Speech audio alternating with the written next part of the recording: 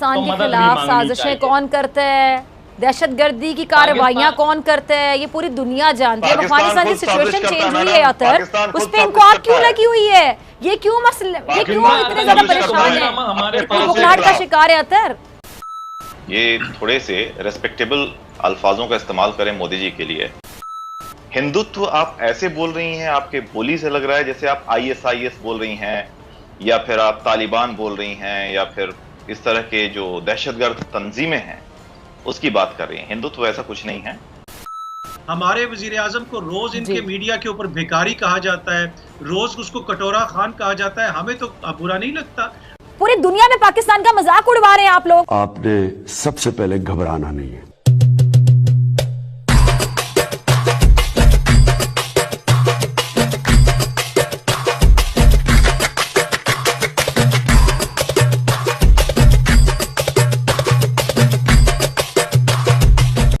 जैसा कि आप सबको बताया, हमारे पड़ोस में एक मुल्क के बड़ा शांतिपूर्वक तरीके से रहने वाला उस मुल्क का नाम है पाकिस्तान, और वहाँ की एक पत्रकार है। नाज़रीन, मैं हूँ डॉक्टर फिजा अकबर खान, मैं हूँ पाकिस्तान और आप देख रहे हैं पाक भारत टाक। फिजा खलीफा, सही बात है यार, हम शायद आपने नाम तो सुना हुआ है, आप जानते होंगे, नहीं जानते हो तो थोड़ा सा इंट्रोडक्शन मैं करा देता हूँ। मस्त प्लान है। फिजा खलीफा हमेशा भारत मोदी हिंदुत्व के लिए गालियाँ देती रहती है। 24 घंटे में 24 घंटे ये मोदी और भारत की माला जपती रहती है, गालियाँ देती रहती है, अनाप शनाप बके जाती है। मोदी आलमी मंजरनामे में एक जीता जागता दरिंदा सिर्फ किरदार है जो अपने लोगों का भी खून चूस रहा है। हिंदुस्तान में RSS के इंतहा पसंदी नजरियात का जहर घोल रहा है। तेरा बाप पाया।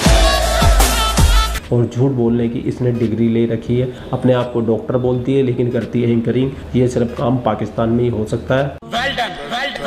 आज आपका भाई बिल्कुल भी बीच में नहीं आने वाला है। उसका रीज़न ये है क्योंकि बहुत सारे लोग कमेंट करते हैं कि हमको न्यूज़ देखना पसंद होती है, और हकीकत में बहुत से लोग ऐसे होते भी है जिनको पूरा न्यूज़, सीधा न्यूज़ देखना ज़्यादा पसंद होता है। ठीक है। और वैसे भी आज आपके भाई को बीच में आने की ज़रूरत नहीं है, क्योंकि 2 हिंदुस्तानी शेर फिजा खान के स्टूडियो के अंदर बैठ के उसका मुंह तोड़ने के लिए बैठे हुए हैं। ठीक है। जब हिंदुस्तानी शेर दहाड़ते हैं तो फिजा खान का मुंह देखना मजा आ जाएगा आपको। अभी मजा आएगा ना भिड़ो। तो आप वीडियो का मजा लीजिए, आपका भाई मिलेगा आपको आखिरी में। ये जो हिंदुत्व के खिलाफ भारत में जो भी आवाज़ उठाई जाती है, जो भी बात की जाती है, उसको क्या कह दिया जाता है जी? मुल्क और कौम दुश्मनी और गद्दारी से जोड़ दिया जाता है। अब अक़वाम मुत्तहिदा में जो मोदी ने एक दावा किया जी, जमहूरियत ने भारत में जन्म लिया है, आप लोग पूछते नहीं है। आपका मीडिया तो मुझे पता है आज़ाद नहीं है, क्योंकि नरेंद्र मोदी जो कहता है या बीजेपी की गवर्नमेंट जो कहती है, मीडिया को वही बोलना पड़ता है। पालतू मीडिया बन चुके हैं। क्या कहेंगे आप? बाकी सारी बातें तो ठीक है, लेकिन आपने कहा मोदी जो कहता है, ये थोड़े से रेस्पेक्टेबल अल्फाजों का इस्तेमाल करें मोदी जी के लिए। वो 1 अरब 30 करोड़ की जो जनता है, अवाम है, उसके रिप्रेजेंटेटिव हैं। बात अब यहाँ से शुरू करते हैं। आपने जैसा बोला, लोकतंत्र, जमहूरियत भारत में शुरू हुई, यकीनन भारत में शुरू हुई। पता नहीं आपने तारीख पढ़ी है या नहीं, लेकिन जब 16 महाजनपद होते थे हमारे यहाँ एंशियंट इंडिया में, जब सम्राट अशोक, चंद्रगुप्त मौर्य, महापद्मनंद, ये लोग जब आए, उससे पहले 16 मेट्रो सिटीज होते थे इंडिया में, जिसमें अफगानिस्तान भी था, पाकिस्तान भी था आपका, और ये बांग्लादेश भी था, और पूरा इंडियन सब कॉन्टिनेंट था। तो जमहूरियत यहीं से शुरू हुई।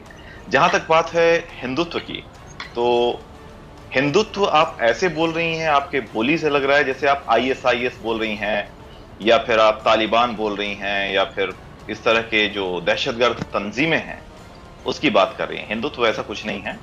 और हाँ, अगर हिंदुत्व भारत में नहीं चलेगा तो कहाँ चलेगा? ज्यूज का एक देश है, एक मुल्क है, ये बौद्ध लोगों के 18 देश हैं, आपके 57 देश हैं, हमारा एक तो होना चाहिए।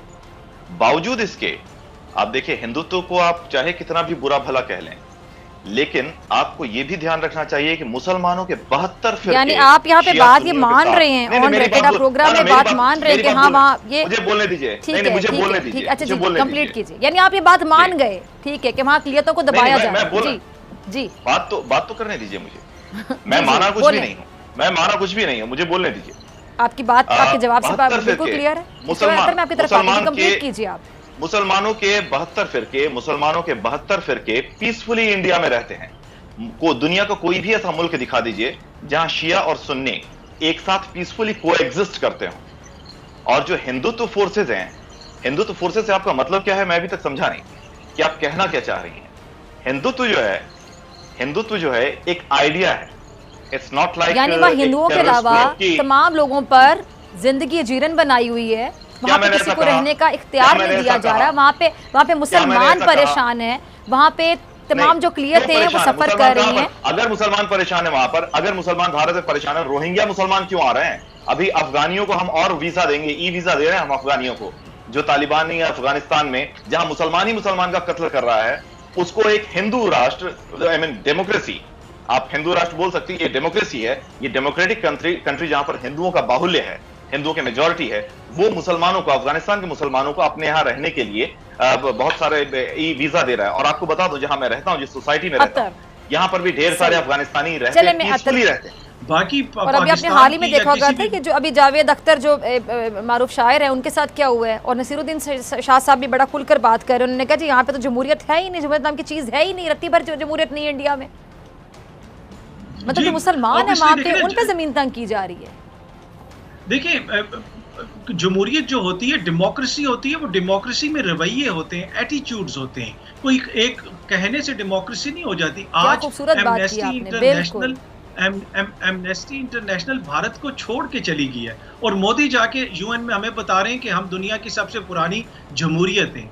अब एक्शंस जो है ना, they speak louder than words. तो मोदी जी के बातें तो बड़ी अच्छी उन्होंने की, लेकिन ग्राउंड पे क्या हो रहा है उसके ऊपर आप एमनेस्टी इंटरनेशनल की रिपोर्ट देख लें, आप ह्यूमन राइट्स की रिपोर्ट देख लें, आप दीगर जो यूनाइटेड नेशंस के अपने इदारे हैं उनकी रिपोर्ट्स देख लें। तो हमारा कोई मकसद किसी को टारगेट करना नहीं है, हमारा मकसद उस चीज को पॉइंट आउट करना है जो वहां का, जिसका जिक्र आपने किया। मैं अपनी बात उस पर खत्म करूंगा। जो गोदी मीडिया है, वो मीडिया कभी भी आपको असली शक्ल नहीं दिखाएगा। मोदी जी को कहता है कि ऊपर हमारे दोस्त को बुरा लग गया, हमारे वजीर आजम को रोज इनके मीडिया के ऊपर भिखारी कहा जाता है, रोज उसको कटोरा खान कहा जाता है, हमें तो बुरा नहीं लगता।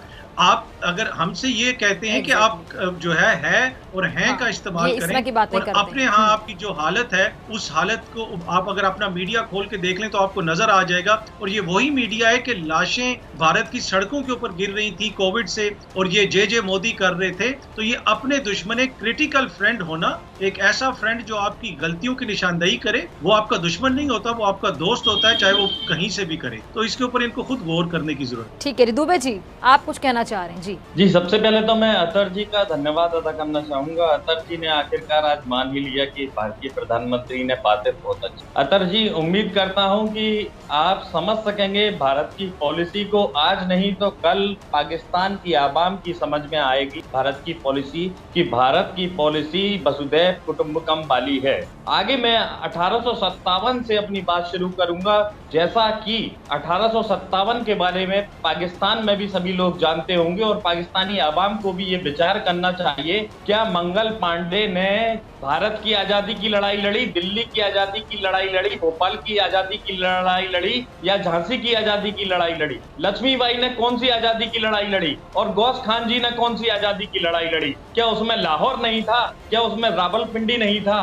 कौन सी ऐसी जगह है जो वहां नहीं थी? उन्होंने अंग्रेजों से स्वतंत्रता संग्राम की लड़ाई लड़ी, और इस लड़ाई को लड़ने के बाद उन्हें क्या हासिल हुआ? आज क्या हासिल हुआ पाकिस्तान को, और क्या हासिल हुआ भारत को? ये विचार करने की बात है, इसके अलावा कुछ नहीं। भारतीय झंडे में आज आप देख सकते हैं कि किस तरह से हरे रंग को स्वीकार कर लिया गया है, और भारत का झंडा इस बात का प्रतीक है कि भारत एक धर्मनिरपेक्ष देश है।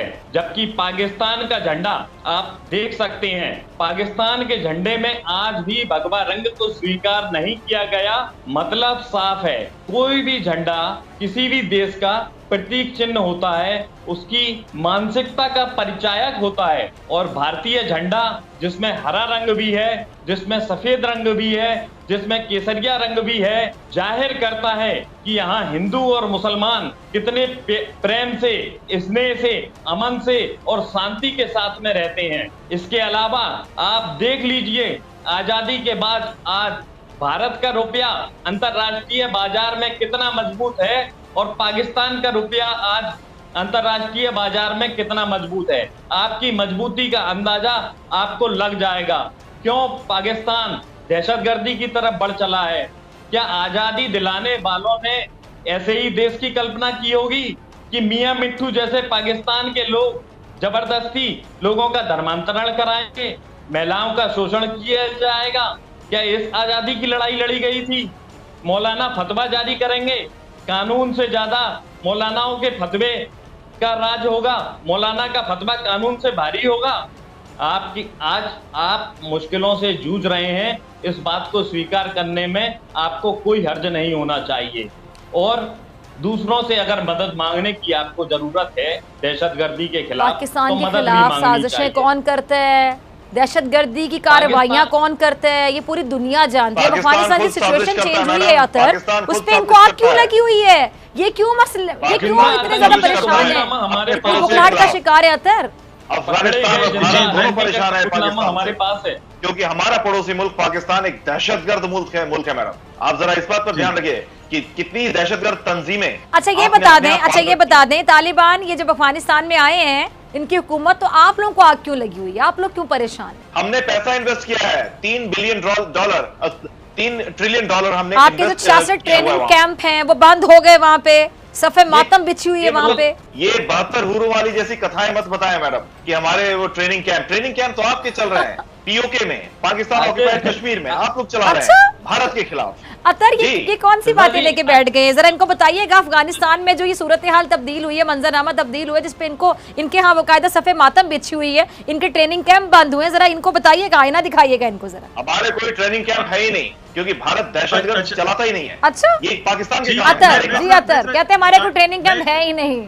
जी, मैं अपने जो भारत से हमारे दोस्त ने ज्वाइन किया उनकी इजाजत से मैं कहना चाहूंगा, अब उन्होंने कहा कि पाकिस्तान ट्रेनिंग कैंप चलाता है। मैं जरा शुरू करूं ना, ये ट्रेनिंग कैंप शुरू हुए थे जी मुक्ति भानी से। आज जितने भी इंडियन दोस्त ये प्रोग्राम देखेंगे वो गूगल करके देखें कि तमिलनाडु के अंदर LTTE के जो तमिल टाइगर्स थे उनके कैंप्स, ट्रेनिंग कैंप्स भारत के अंदर थे, तमिलनाडु के अंदर, और ये इंडियन मीडिया के अंदर रिपोर्ट हुआ है। आज भी आप गूगल करेंगे तो भारत के अपने अखबारात में आपको खबरें मिल जाएंगी। तो ये तो इनका ट्रेनिंग कैंप्स चलाने का पुराना एक तरीका कार है और ये बड़े अरसे से चलाते आ रहे हैं। वही चीज इन्होंने जारी रखी अफगानिस्तान के। उल्टा चोर कोतवाल को डांटे, उल्टा चोर कोतवाल को डांटे, आप वही कहावत को चरितार्थ कर रहे हैं यहाँ पर। अच्छा, अगर मैं काइंडली अपनी बात कंप्लीट कर लूं तो फिर आप जरूर जवाब दीजिए जरा। हाँ देखिए ना, आप खुद पसंद नहीं करते कि आपके बात के दौरान कोई बात करे, फिर आप उनको भी प्लीज बोल लीजिए, अपने बारी पे बात कीजिए। जी अतर।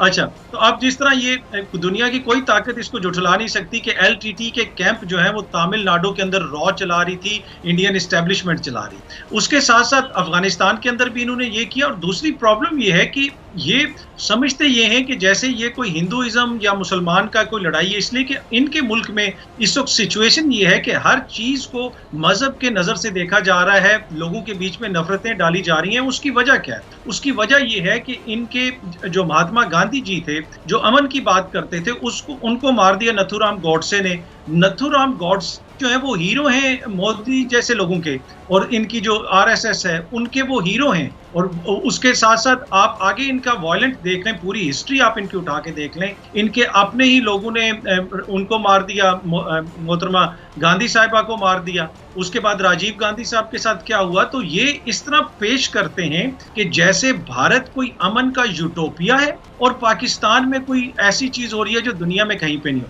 देखिए, बुराइयां पाकिस्तान में भी होंगी, बुराइयां भारत में। जब तक हम अपनी बुराइयों का उसको समझते नहीं है, पाकिस्तान की प्रॉब्लम ये है कि पाकिस्तान में अगर किसी मंदिर पे अटैक होना तो सुप्रीम कोर्ट उसका नोटिस लेके उन लोगों को बुला के उनको कहती है कि इनको जूते भी लगाओ और 1 हफ्ते के अंदर अंदर वो मंदिर भी दोबारा बनाओ। दूसरी तरफ जो दुनिया की सबसे बड़ी जमहूरियत, और मोदी जी जो कहते हैं कि हमारी जमहूरियत दुनिया में सबसे पुरानी है, ये वही मोदी जी हैं जिनकी जमात ने भारत के अंदर बाबरी मस्जिद को तोड़ा। और जब बाबरी मस्जिद को तोड़ा तो तभी वो अपनी जमहूरियत में मकबूल हुए, इसलिए कि पहले तो बीजेपी को कोई पूछता ही नहीं था, 2 सीटें नहीं मिलती थी बीजेपी को। 90s में जब इन्होंने तोड़ी बाबरी मस्जिद तो उसके बाद ये हीरो बन गए। तो ये है आपकी जमहूरियत का रंग कि वहां पे आप ना मस्जिद को चलने देते हैं, ना चर्च को चलने देते हैं, सिर्फ और सिर्फ उसी को चलने देते हैं जो आपकी, जिस पे आपकी रजा हो। ऐसा नहीं है, हमें किसी मजहब से कोई प्रॉब्लम नहीं है। पाकिस्तान को, पाकिस्तान का किसी दुनिया के किसी मुल्क के साथ हमें कोई प्रॉब्लम नहीं। हमें इशू वो है जो आपकी हरकतें हैं जिस किस्म की। बाकी POK की बात की अपने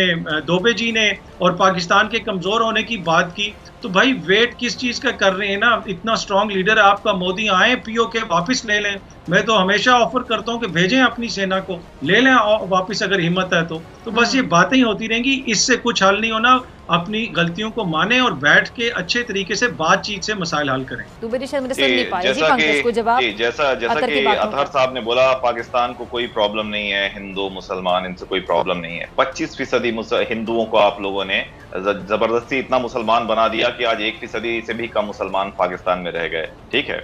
और जो दहशतगर्दी तंजीम की आप बात करते हैं, आप देखिए आपके यहाँ से वो अजमल आमिर कसाब, वो मुंबई में जो अटैक करने वाला पकड़ा गया था, उसका आपने नकली आईडी कार्ड भी बना दिया था, कोई चौधरी के नाम से कलावा बांध रखा था। हिंदू जो ये अपने हाथ में कलावा बांधते हैं, मतलब ठीक है, वो आपकी फितरत में है, आप नहीं बाज आएंगे, करते रहिए आप देखिए आज भी आप भारत की सरहद में घुसने की कोशिश करते हैं और हम चांद से लेके मरीख तक पहुंच गए, तो अपनी अपनी फितरत नकली आईडी कार्ड बनाने में आप लोग मेरे ख्याल से महारत रखते हैं। कुलभूषण मुबारक पटेल, हाँ कुलभूषण जाधव अगर वो रॉ का आदमी होता आप पकड़ ही नहीं सकते थे उसे। कुलभूषण याद है आदमी वाकई में होता तो नहीं। कुलभूषण क्या करने आया था? बॉम्बे बिरयानी का स्टॉल लगाने आया था पाकिस्तान में, क्या करने आया था? अपने मुंह से माना है वो क्या करने आया था यहाँ पे?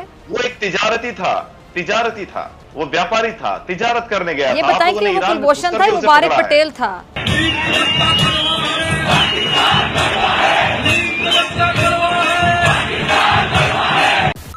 और आपके भाई का इंस्टाग्राम भी है, आपके भाई का ब्लॉगिंग चैनल भी है, लिंक दोनों के डिस्क्रिप्शन में है। आपका भाई वहाँ भूखे नंगे पाकिस्तान की तरह है, वहाँ पे ना तो 200 से ज़्यादा फॉलोअर है, ना 200 से ज़्यादा सब्सक्राइबर है, तो थोड़ा सा सपोर्ट कर दो भाई को। का भाई आपके लिए ऐसे वीडियो बनाता रहता है। अपना ख्याल रखिए। जय हिंद, वंदे मातरम, जय श्री राम, जय श्री राम, जय श्री राम।